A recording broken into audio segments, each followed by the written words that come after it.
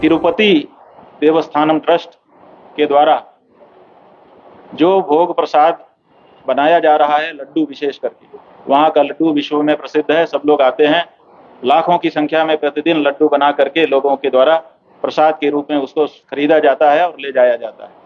उस लड्डू में पिछले 5 वर्षों 19 से लेकर के 24 तक की बात उन्होंने कही है और बताया है कि 5 वर्षों तक जिस घी का प्रयोग किया गया है, असल में वो घी नहीं है बल्कि वो चर्बी है पशुओं की, बछड़े की भी, उसमें बछड़े का भी अंश है और मछलियों का तेल भी शामिल है। ये बहुत घोर आपत्ति की बात है। करोड़ों करोड़ जो हिंदू हैं, सनातन धर्मी हैं, उनको धर्म भ्रष्ट करने की ये चाल हमको दिखाई देती है और ऐसा लगता है कि ये जैसे तरह तरह के षड्यंत्र चलते हैं हिंदुओं को उनके धर्म से वंचित करने के, उसी तरह की ये कोई चाल है जिसके कारण हिंदुओं को इस तरह की चीज प्रसाद के माध्यम से खिला दी गई। भगवान को ऐसी अभक्ष्य पदार्थ का भोग लगाया गया और उसको प्रसाद के रूप में वितरित किया गया। लाखों लोगों ने इतने दिनों में, वहाँ तो लाखों लोग रोज ही पहुँचते हैं, 5 साल के अंदर जाने कितने सारे लोगों ने इस तरह के प्रसाद को स्वीकार किया है। हमारे पास जब से ये सार्वजनिक हुई है बात, जाने कितने जगह से फोन आ रहे हैं कि हमने भी वो प्रसाद खा लिया है, हम क्या भ्रष्ट हो गए, हम क्या अपवित्र हो गए, ऐसी परिस्थिति उत्पन्न हो गई है।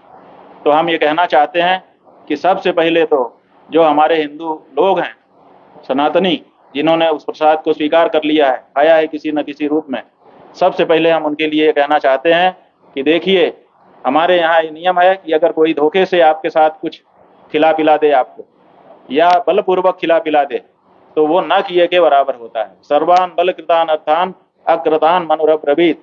जो इस तरह से आपकी इच्छा के विपरीत कोई आपको कुछ खिला पिला देता है, उससे आपको डरने की जरूरत नहीं है, वो न किए के ही बराबर होता है। लेकिन फिर भी आपके मुंह में अभक्ष्य पदार्थ चला गया है किसी न किसी कारण से, उसकी शुद्धि के लिए आप पंचगव्य, माने गौ माता का जो दूध है, घी है, दूध है, दही है और गोबर और गोमूत्र है, इसका एक अनुपान होता है, उससे पंचगव्य बनता है। उस पंचगव्य का प्राशन करने से शरीर के अंदर जो पाप घुस गया है वो समाप्त हो जाता है। जैसे आग में ईंधन डालो तो ईंधन जल करके खाक हो जाता है, उसी तरह से प्राशनात् पंचगव्यस्य दहत्यग्निरिवेन्दनम, जो अस्थि में, त्वचा में, मांस में पाप घुस गया है, वो पाप पंचगव्य के प्राशन से निकल जाता है। इसलिए सबसे पहले तो लोग जो, जिनके मन में ये शंका है कि हमने ये खा लिया अब क्या होगा, वो लोग पंचगव्य का प्राशन करके अपने पाप को दूर करें, निष्पाप हो जाएं। और दूसरे, हमारा ये कहना है कि ये कोई सामान्य घटना नहीं है, ये बहुत बड़ी घटना है। इसलिए इसके लिए जो लोग जिम्मेदार हैं, तत्काल एक बड़ी कमेटी बनाई जानी चाहिए और जांच की जानी चाहिए और कड़े से कड़ा दंड। करोड़ों सनातन धर्मियों के साथ ये छल किया गया है, उनको भ्रष्ट करने की कोशिश की गई है, इसको सामान्य नहीं समझा जाता है। ये मतलब किसी की हत्या कर देने से भी बड़ी चीज है।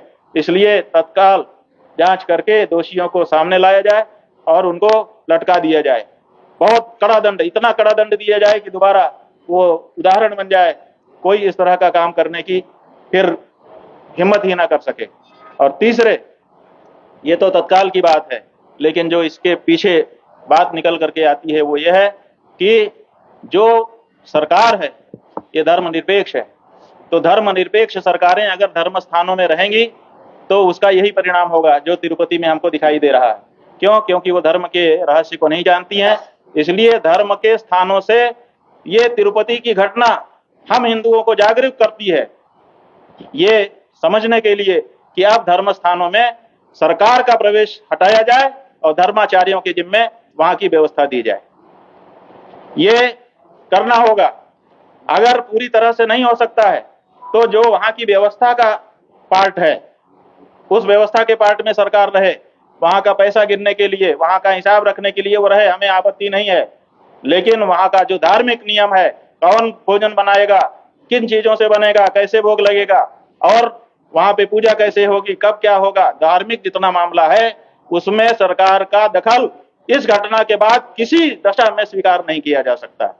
और इसके लिए जन जागरण की आवश्यकता होगी, न्यायालय में जाने की आवश्यकता होगी, या जो भी आवश्यकता होगी, हमने अन्य शंकराचार्य महानुभावों से भी अनुरोध किया है।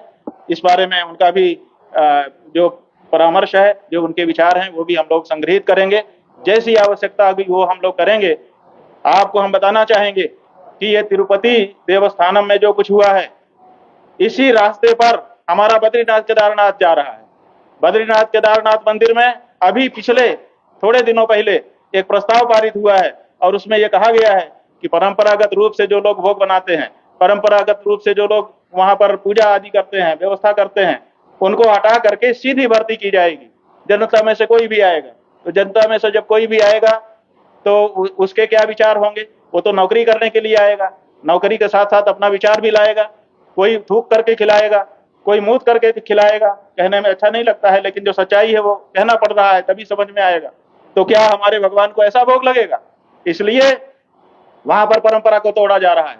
जो हमारे डिमरी परिवार हैं, जिनको आदि शंकराचार्य जी ने वहां की पूजा और भोग का काम सौंपा है, अब उनको हटा करके उनकी जगह पे सीधी भर्ती करने के लिए प्रस्ताव पारित कर दिया गया है। इसका मतलब है कि वहां ये चाहा जा रहा है कि यहाँ पर भी इसी तरह से हो जैसे तिरुपति में हो रहा है, और इसी तरह से हमारे देश के दूसरे मंदिरों में भी हो रहा है। तो हम ये कहना चाहते हैं हिंदू भाइयों से कि आपके साथ बहुत बड़ा छल हो रहा है। आप तत्काल इस बारे में जागरूक होइए।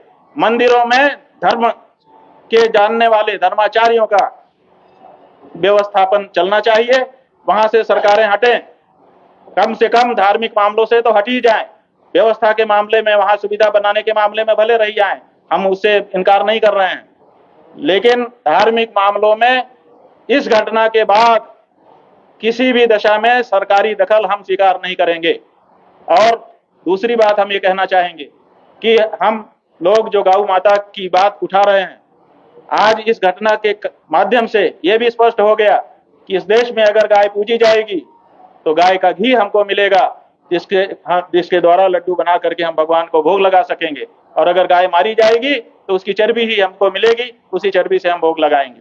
तो भारत के लोग इस बात को समझ लें कि क्या वो गाय को मार करके उसकी चर्बी से भोग लगाना चाहते हैं, जो कि संभव नहीं है, या फिर गाय माता को राष्ट्र माता के रूप में प्रतिष्ठित करके उनके घी से शुद्ध व्यंजन बना करके भगवान को भोग लगा के उसका प्रसाद स्वयं स्वीकार करना चाहते हैं।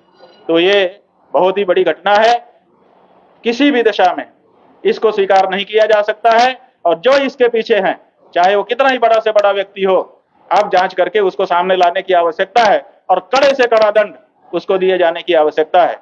हम आप लोगों के माध्यम से जो आंध्र प्रदेश के वर्तमान मुख्यमंत्री हैं चंद्रबाबू नायडू, उनको धन्यवाद कहना चाहते हैं कि इतने बड़े रहस्य से उन्होंने पर्दा उठाया, जिससे हमको इस बात की जानकारी हो सकी। हम पूछना चाहते हैं वहां के ट्रस्टियों से, तिरुपति देवस्थानम ट्रस्ट से, कि आप लोग वहां पे बैठ के क्या कर रहे हो। वहां के पुजारियों से भी पूछना चाहते हैं कि आपने इतना सब होता रहा 5 साल तक, आपको भनक क्यों नहीं लगी, और अगर भनक लगी थी तो आपने उसको सार्वजनिक क्यों नहीं किया। ये कोई भी व्यक्ति हो, चाहे वो पुजारी से हो, चाहे वो वहां के ट्रस्टी हो, चाहे सरकार वहां की हो, जिन लोगों का भी इसमें दोष है उसको स्पष्टता मिलनी चाहिए और उसको कड़ा से कड़ा दंड मिलना चाहिए। यही हमारा कहना है। यूपी की हर खबर देखने और उनसे अपडेट रहने के लिए हमारे चैनल श्रेष्ठ यूपी को सब्सक्राइब और लाइक करें। साथ ही बेल आइकन को दबाना ना भूलें, जिससे हमारे हर वीडियो की जानकारी आप तक पहुंचती रहे।